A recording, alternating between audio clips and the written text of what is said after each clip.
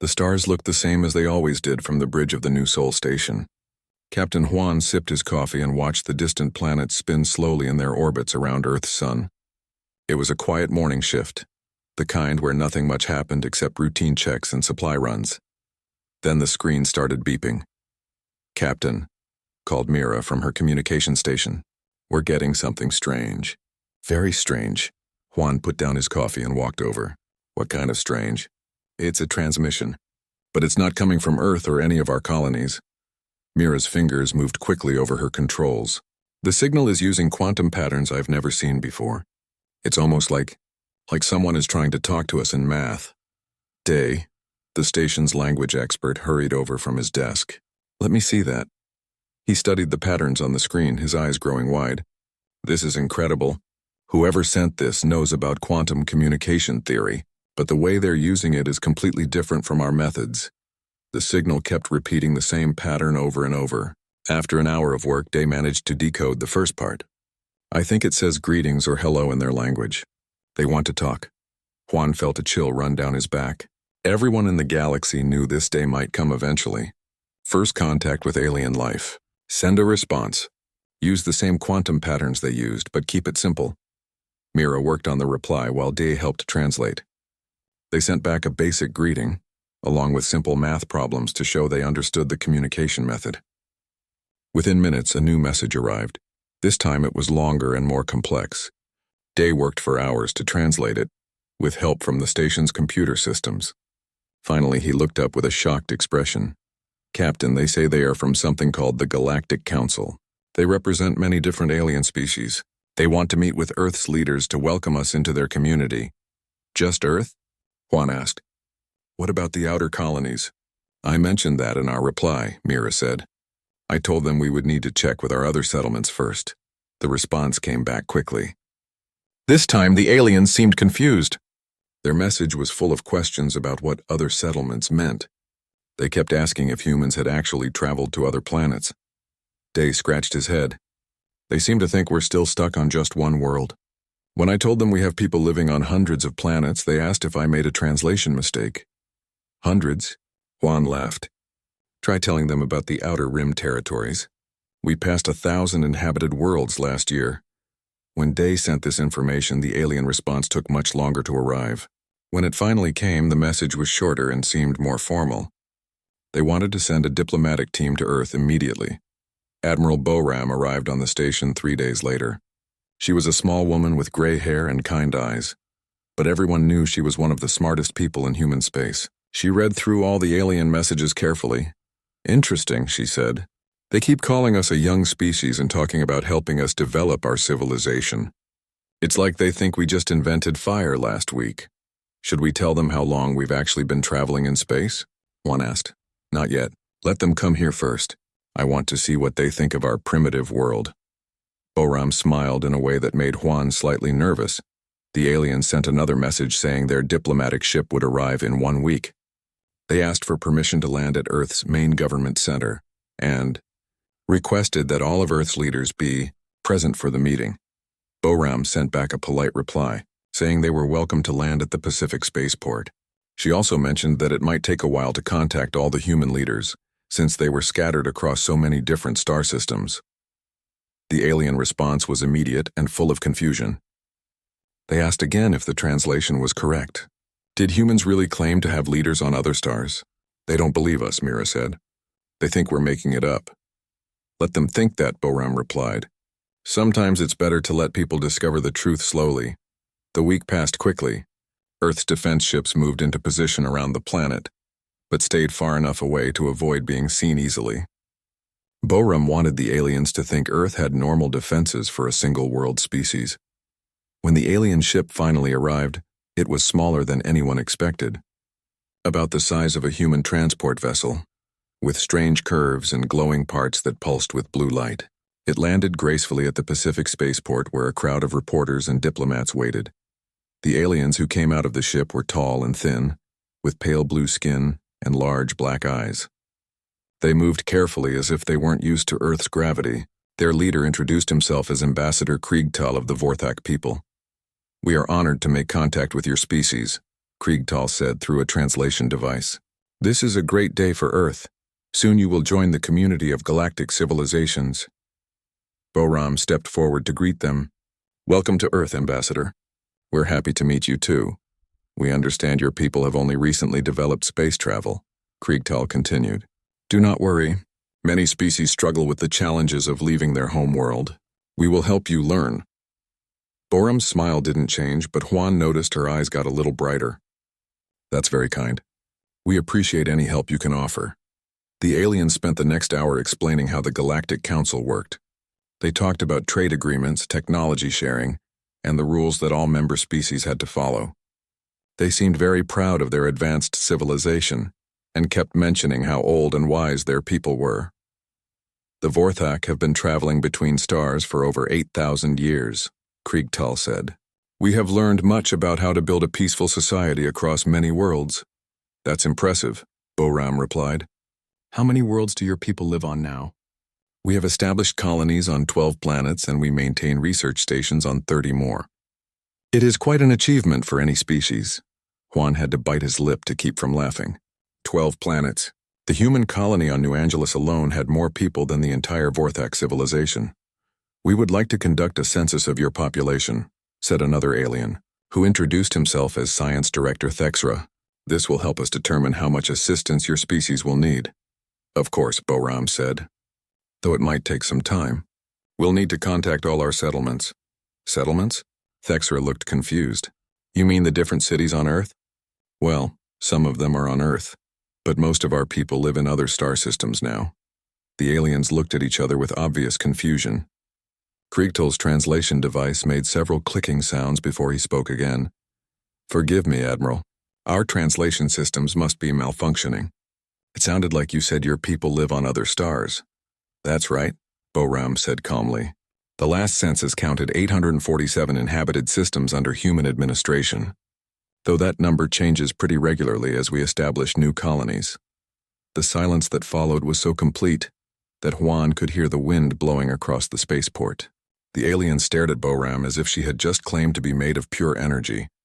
Finally, Kriegtal spoke in a very quiet voice. 847 star systems? Give or take a few. Like I said, the number keeps growing. Thexra's device started making rapid beeping sounds. That's impossible. No species could expand that quickly. It takes thousands of years to properly colonize even one other world. Boram looked genuinely puzzled. Really? We usually set up a basic colony in about 6 months and have it fully operational within 2 years.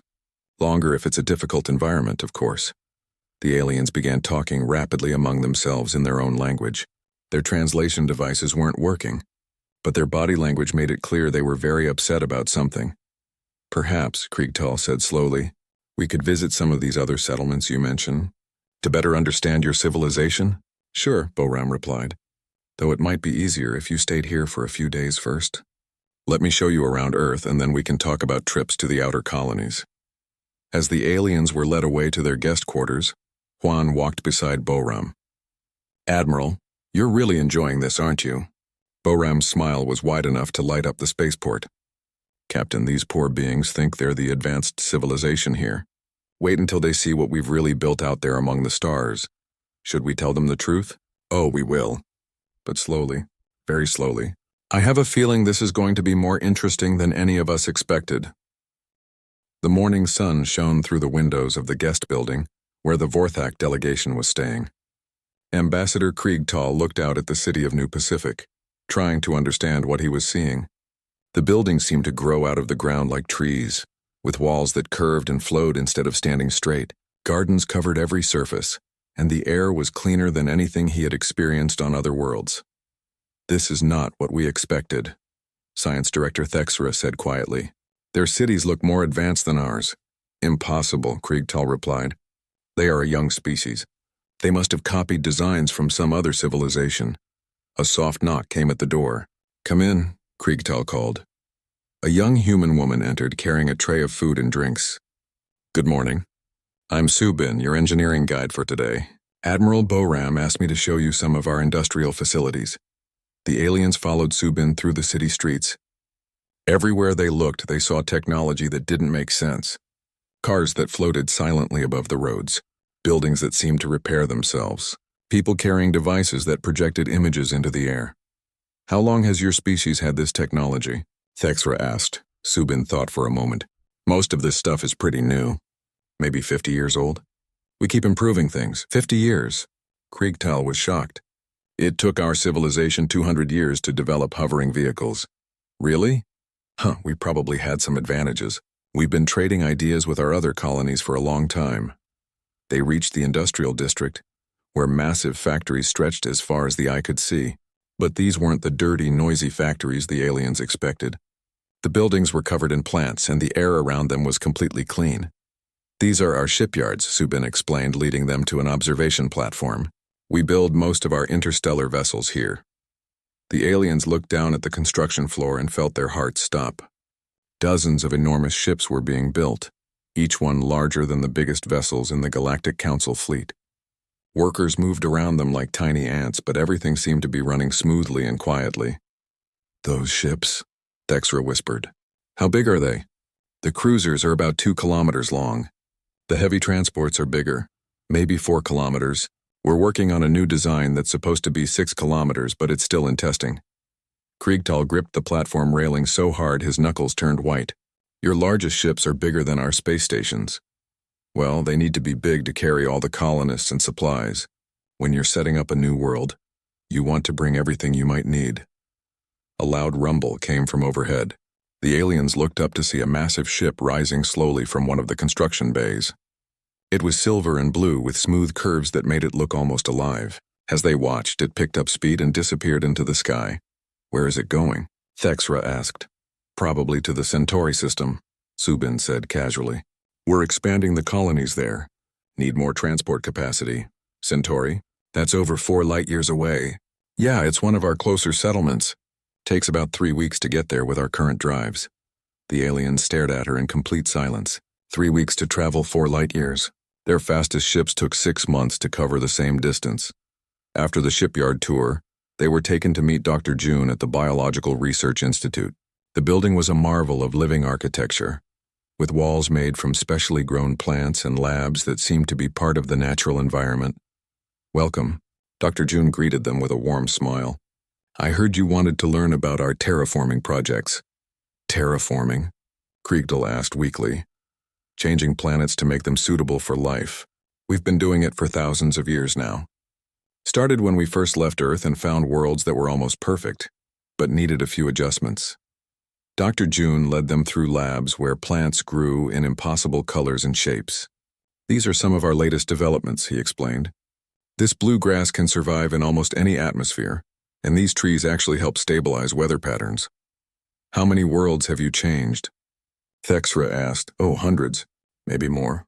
It's hard to keep count because our Andromeda settlements are always starting new projects, and our friends in the Magellanic Clouds have their own programs running. The alien stopped walking. Andromeda? Kriegtal's voice was barely a whisper. Sure. We've had people there for about 15,000 years. Beautiful galaxy, lots of room to grow. The local species there are really friendly too. You have settlements in the Andromeda Galaxy and the Magellanic Clouds. Small ones compared to our population here in the Milky Way, but they're doing well. Thexra sat down heavily on a nearby bench. That's impossible. Andromeda is over 2 million light years away. Yeah, it's a long trip. Takes about 6 months with our best ships. We don't make the journey very often. The aliens looked at each other with growing panic. 6 months to travel 2 million light years meant these humans had technology that was thousands of years ahead of anything the Galactic Council had ever imagined.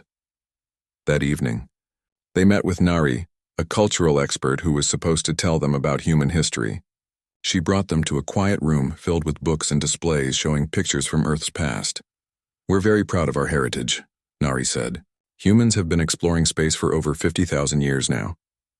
50,000 years? Kriegtal felt dizzy. Well, that's when we first left our home galaxy. We've been in the Milky Way for about 45,000 years, I think. The exact dates are a little unclear because we lost some records during the Great Migration. Home galaxy? Thexra was having trouble breathing. Oh yes, humans didn't start on Earth. We came here from far away a long time ago. Earth was just a convenient place to settle and grow our population. Nari showed them images of human cities on dozens of different worlds. Ancient structures that looked thousands of years old. mixed with technology that seemed decades ahead of anything the Vorthak had ever seen.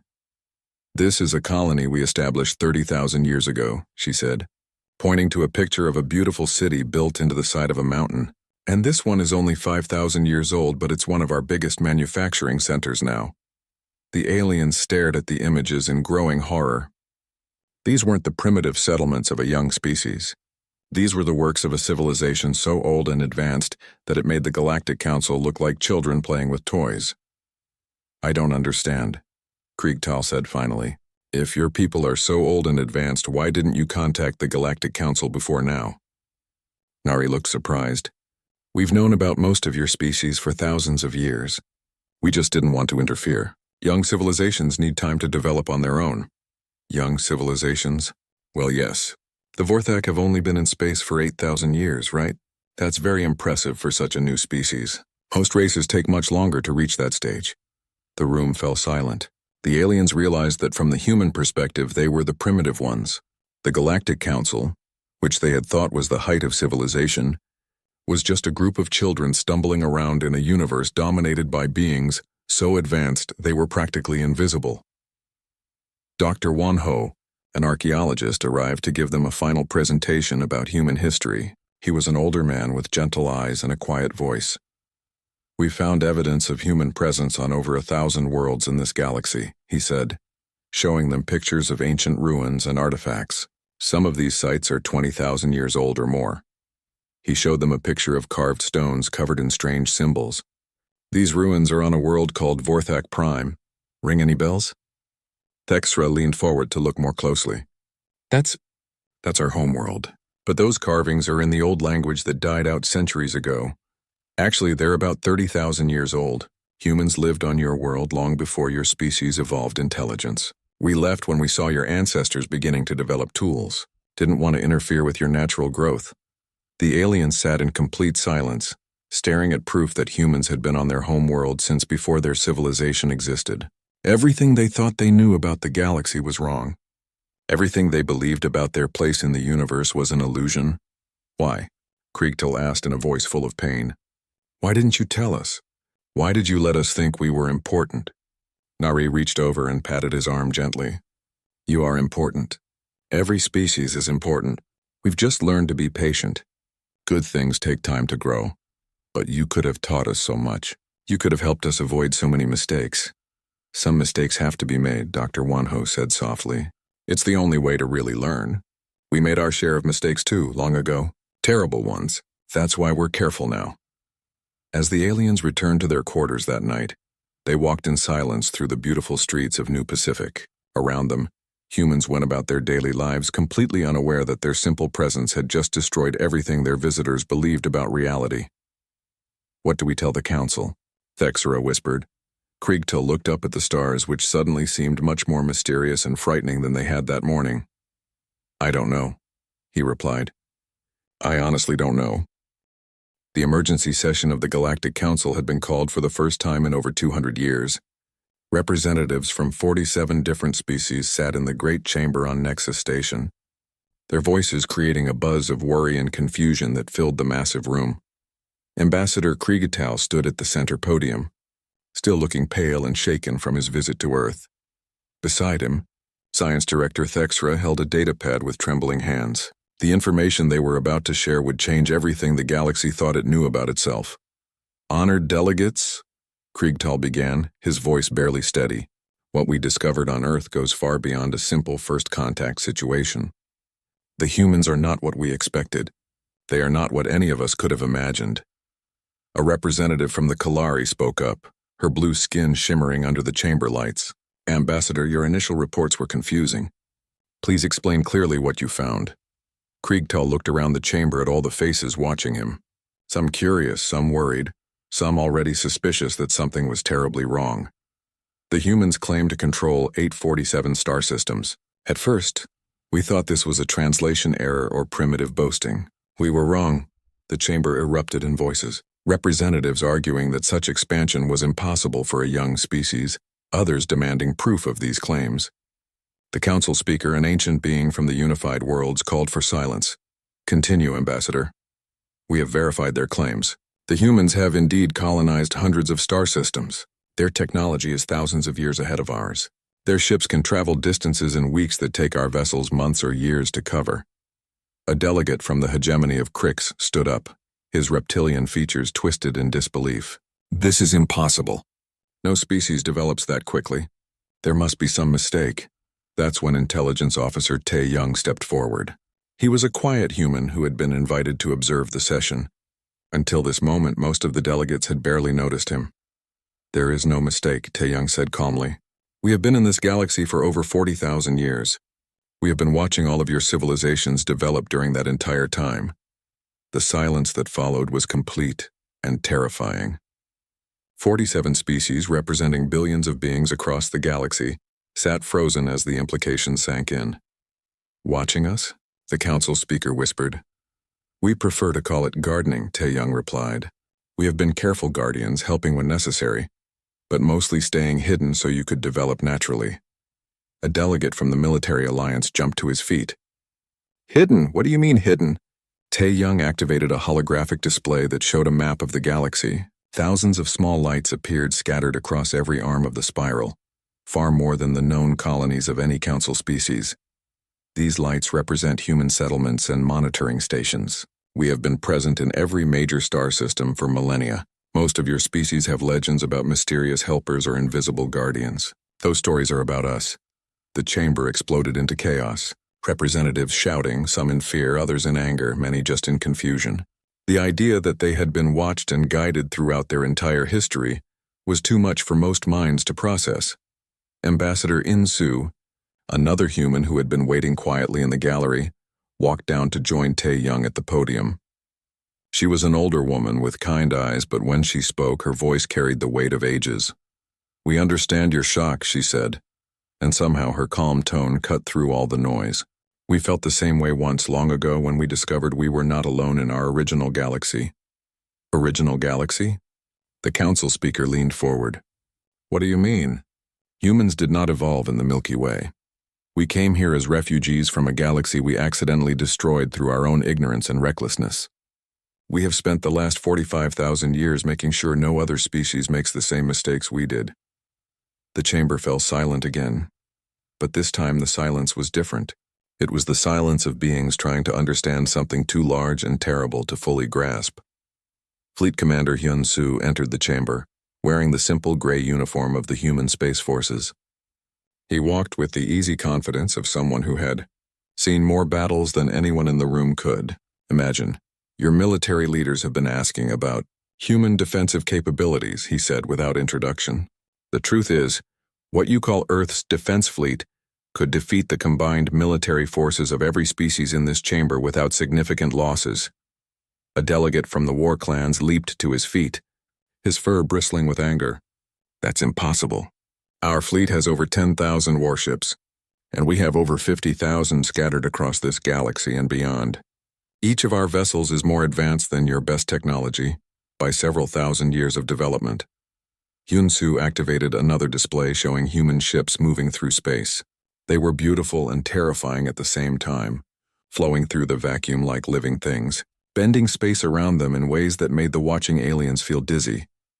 We do not tell you this to threaten you, Hyun-Soo continued. We tell you so you understand that we have had the power to conquer this entire galaxy, at any time during the last 40 millennia. We chose not to. We chose to remain hidden and let you grow. Why? The question came from a small bird-like creature from the nested worlds. If you are so powerful, why hide? Why not rule us? That's when philosopher Ari approached the podium. She was very old, even by human standards, her white hair flowing around a face that seemed to have seen more sorrow than any being should bear. Because we learned, through terrible experience, that power without wisdom leads to destruction. We destroyed our first galaxy, our home, and 12 other intelligent species along with it. We became refugees in the empty space between galaxies, carrying only the genetic material and cultural memories of 13 dead civilizations. The chamber was so quiet that the hum of the station's life support system seemed loud. Every being present was trying to imagine the horror of watching an entire galaxy die. We spent 150,000 years in the void between galaxies, Ari continued. Alone, guilt-ridden, slowly learning to control the forces we had unleashed so carelessly. When we finally reached the Milky Way, we swore we would never again allow reckless experimentation with the fundamental forces of reality.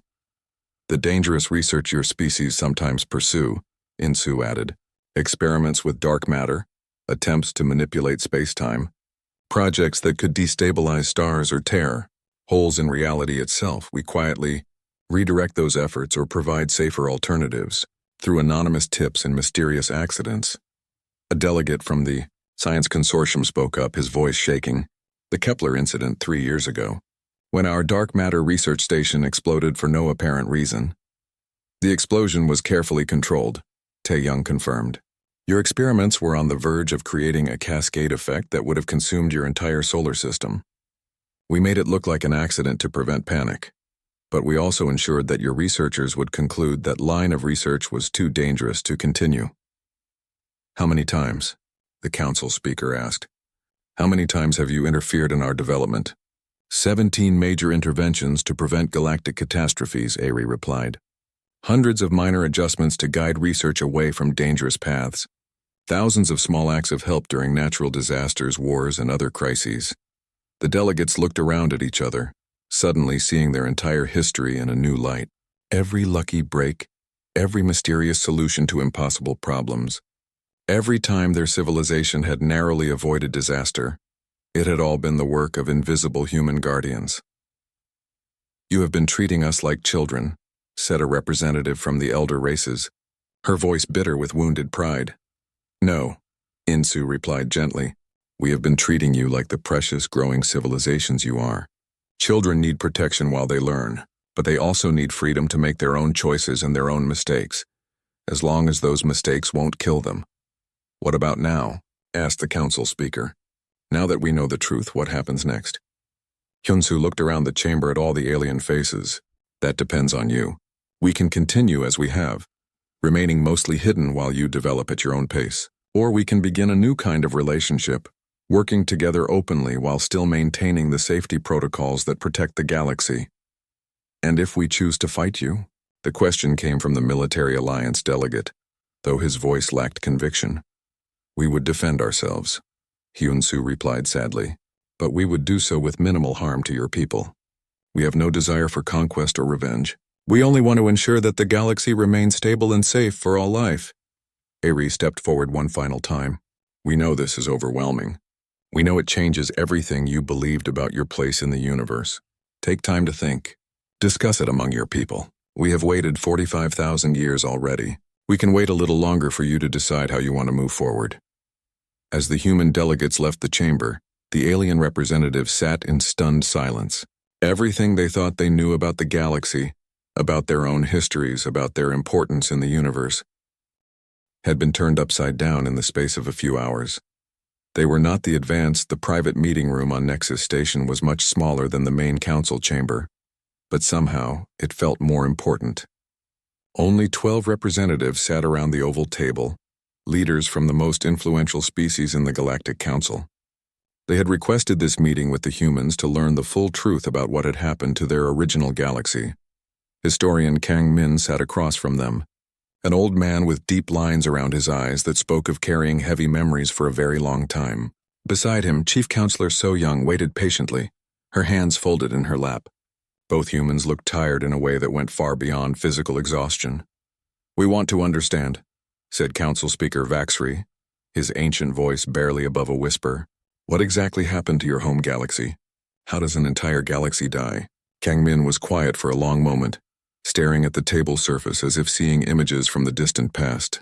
When he finally spoke, his voice carried the weight of unspeakable loss. Humanity evolved on a world we called Origin, in a galaxy we named the Birthplace.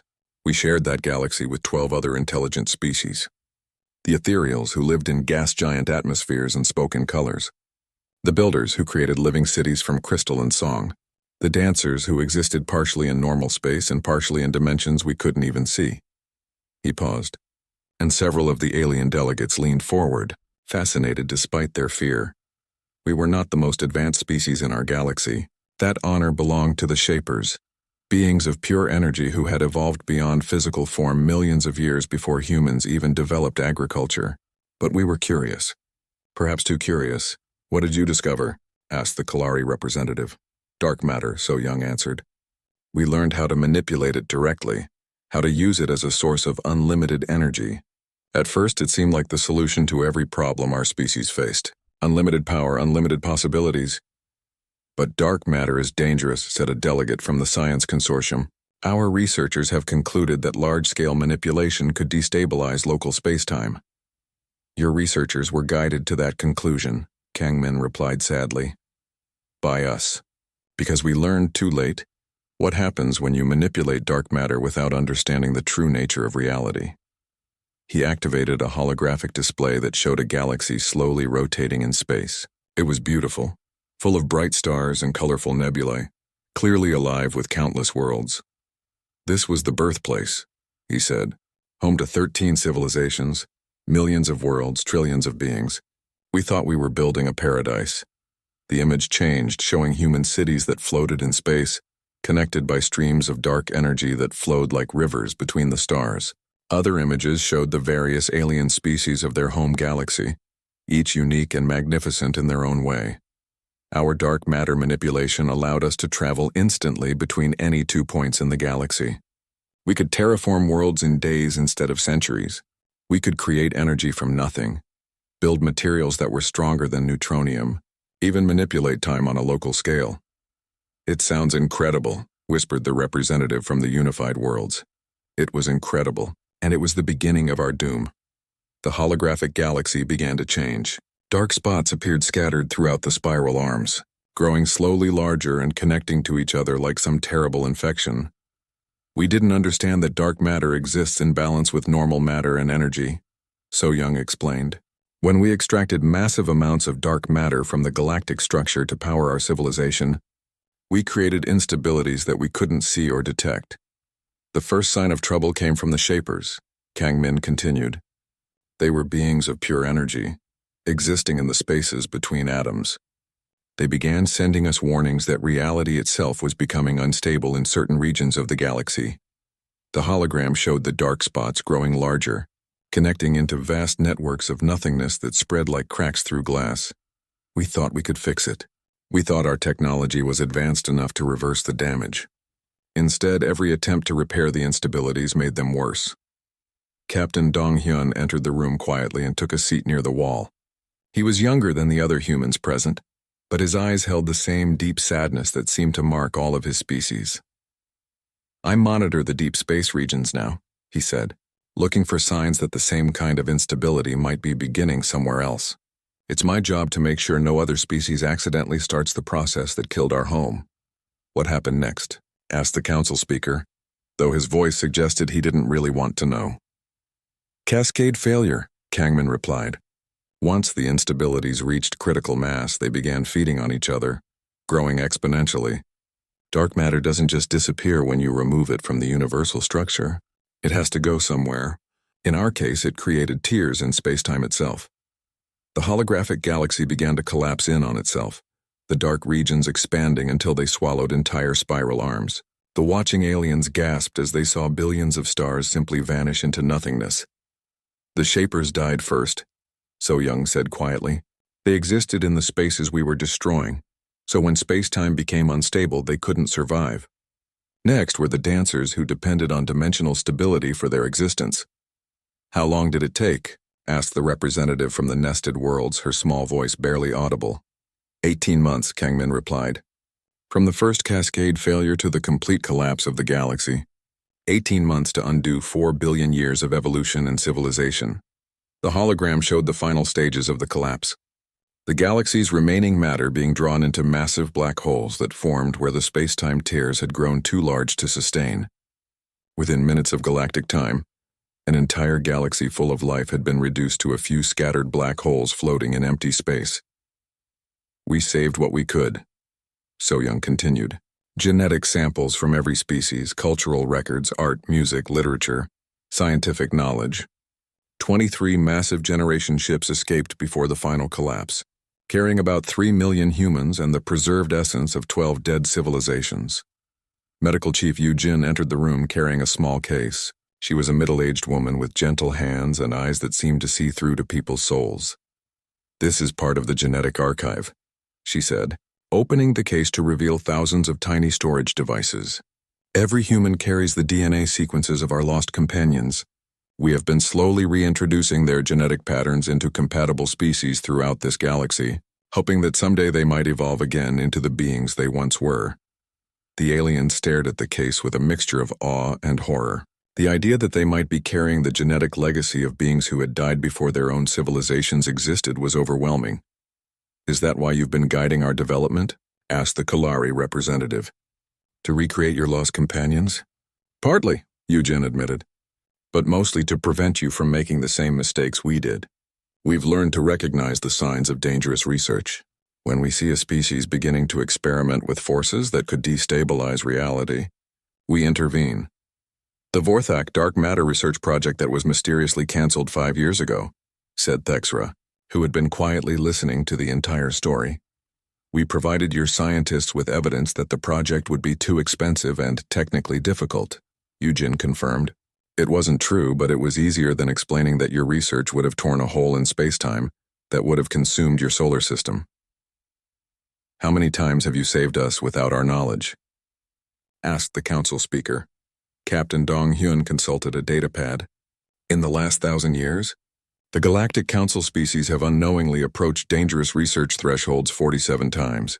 We have provided guidance, anonymous tips, or strategic equipment failures to redirect those efforts in every case." "You have been managing our entire civilization," said the representative from the military alliance, but there was no anger in his voice, only wonder.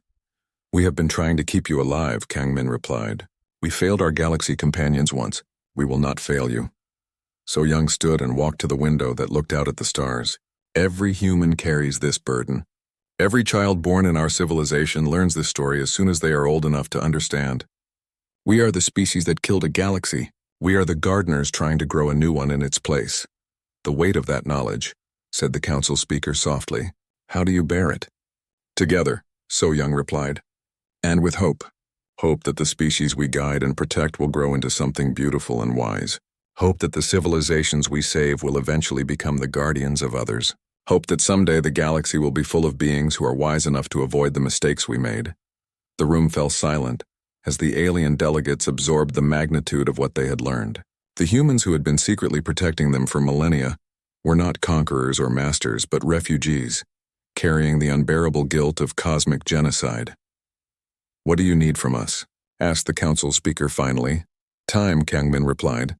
"Patience and trust. We have been carrying this burden." 6 months had passed since the revelation that changed everything. The Galactic Council chamber looked different now, with new seats arranged to accommodate human representatives who were no longer hidden observers but full participants in galactic affairs. Chancellor Rian stood at the central podium, addressing the largest gathering of species leaders in galactic history, 47 original. Council species had been joined by 12 more civilizations that humans had been quietly protecting in distant regions of the galaxy. "Today we establish the new compact," Rian announced, her voice carrying across the chamber with quiet authority. "A partnership between all species of this galaxy, united in the goal of ensuring our collective survival and growth." Not everyone was happy about the changes. In the far section of the chamber, representatives from the Krexhai Empire sat with their arms crossed, their reptilian faces showing clear disapproval. Their War Master Krextal had been vocal in his opposition to human integration. "This is madness," Krextal declared, standing up without waiting for permission to speak. "We are being asked to trust beings who have manipulated our entire history. How do we know they won't decide we're too dangerous and eliminate us?" A murmur of agreement came from several other military-focused species. The fear was understandable. Learning that you had been watched and guided by vastly superior beings was terrifying for civilizations that prided themselves on their independence. Defense Coordinator Minho, who had been sitting quietly in the human delegation section, stood up slowly. He was a tall man with calm eyes and the easy confidence of someone who had never needed to prove his strength through aggression. "War Master Krextal," he said respectfully, "I understand your concerns. If you wish to test human intentions, you are welcome to try. The challenge was issued so politely that it took a moment for everyone to realize what had happened. Krextal's face flushed with anger and he slammed his fist on his desk. You dare threaten the HFY Empire? Not at all, Minho replied calmly. I'm simply offering to demonstrate that we have no hostile intentions toward any species in this galaxy. What happened next would be talked about in galactic history classes for thousands of years. Krextal activated his personal communicator and spoke rapidly in his own language. Within minutes, alerts began flashing on screens throughout the chamber. The HFY War fleet, over 2,000 ships strong, was moving toward Nexus Station at maximum speed. So be it, Minho said sadly. He touched a small device on his wrist and spoke a few quiet words. The main display screen in the chamber switched to show space around Nexus Station. At first, everything looked normal. The station floated peacefully among the stars, with the usual traffic of diplomatic vessels and supply ships moving about their business. Then, the human ships appeared. They didn't arrive with the violent flash of ships dropping out of hyperspace. They simply faded into visibility, as if they had been there all along but hidden from view. Hundreds of them, sleek and beautiful, arranged in perfect formations around the station. What you're seeing, Minho explained to the shocked chamber, are the ships that have been protecting this station since it was built. They've been invisible, but they've always been here. More ships continued to appear as their camouflage systems deactivated. Soon there were thousands of human vessels surrounding Nexus Station, each one larger and more advanced than anything in the HFY fleet. How many? Whispered the council speaker. In this local area, about 3,000 ships. Across the galaxy, we stopped counting at 50,000. The HFY War fleet appeared on the edge of the system, their ships bristling with weapons and moving in aggressive attack formations. They looked impressive until the scale became clear. Each human ship was at least 3 times the size of the largest HFY vessel. War Master, Minho said gently, your fleet is welcome to approach. We will not fire on you. We will not even raise our shields. Please see for yourself what our intentions truly are. The tension in the chamber was unbearable as everyone watched the screens. The HFY fleet continued its approach, weapons charging, clearly prepared for battle. The human ships remained perfectly still, their weapon systems obviously powered down. When the fleets met, something remarkable happened. Instead of opening fire, the HFY ships slowed to a stop, completely surrounded by human vessels that made no aggressive moves whatsoever. A communication channel opened, and War Master Krextal's voice filled the chamber. But he wasn't speaking to his delegation anymore. He was talking directly to the human fleet commander. Human vessels, he said, and his voice was no longer filled with anger. Your ships? They're not even armed? That's correct, came the reply from the human commander. We removed all offensive weapons from our defensive fleets years ago. We found that the best way to protect something is not to threaten others, but simply to be present. But how do you defend yourselves? By moving out of the way of attacks and by helping our enemies understand that fighting is unnecessary. It's much more effective than shooting back. The screen showed HFY ships beginning to move among the human vessels, which accommodated them peacefully, making room without any signs of concern or hostility.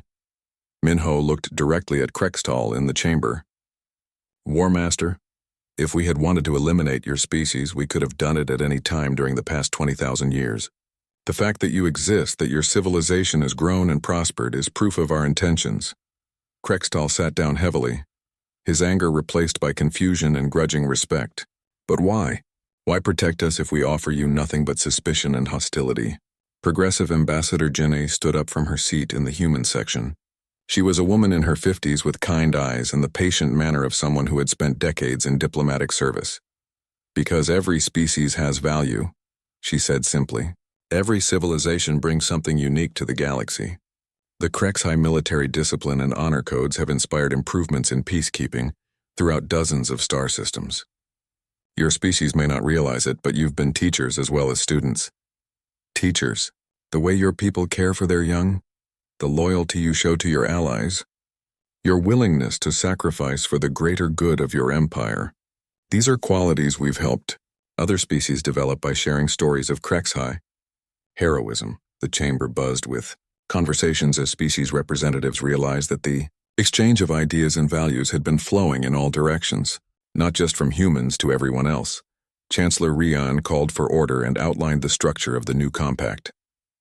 Some species, like the Vorthak and the Kalari, chose full integration with human technology and knowledge sharing. Others preferred a more gradual approach, maintaining their independence while accepting human protection and guidance when needed. The choice is always yours, Jinneh assured them. We have learned that forced development leads to disasters. Every species must find its own path to wisdom. The most remarkable moment came when Deep Space Observer Wu Jin entered the chamber with an urgent message. He was a young man with the intense focus of someone who spent his time listening to signals from the farthest reaches of space. Chancellor, delegates, he announced. We're receiving a transmission from outside our galaxy. It's coming from the direction of Andromeda. The chamber fell silent as Wu Jin activated the communication system. A strange but somehow familiar signal filled the air, using the same quantum communication patterns that had started this whole journey. After several minutes, the translation came through. Greetings, gardeners of the Milky Way. We are the remnant alliance of the Andromeda Galaxy. We have heard stories of your work from travelers who visit our region. Our galaxy faces similar challenges to the ones you have overcome. Would you be willing to share your knowledge of cosmic gardening? We could use some help. The implications hit everyone at the same time. Humans were not alone in their role as galactic guardians. Somewhere in Andromeda, other beings had taken on similar responsibilities, protecting and guiding the species in their own galaxy. It seems, Jinneh said with a smile, that the network of cosmic gardeners is larger than we thought. Over the following weeks, as the new compact was formalized and signed by all participating species, the galaxy began to change in ways both subtle and profound. Human technology began flowing to species that were ready for it, while human wisdom helped others navigate the challenges of rapid development. The Vorthak became humanity's closest partners, their natural diplomatic skills making them excellent ambassadors to species that were still adjusting to the new reality. The Kalari focused on scientific collaboration, their research helping to advance understanding of safe technology development across multiple star systems. Even the Krexhai found their place in the new order, becoming the galaxy's premier peacekeeping force, their ships working alongside human vessels to protect trade routes and respond to natural disasters. But perhaps the most important change was the establishment of the Galactic Monitoring Network, a joint project between all species to watch for signs of dangerous research or cosmic instabilities. Never again would a single species bear the burden of protecting an entire galaxy alone.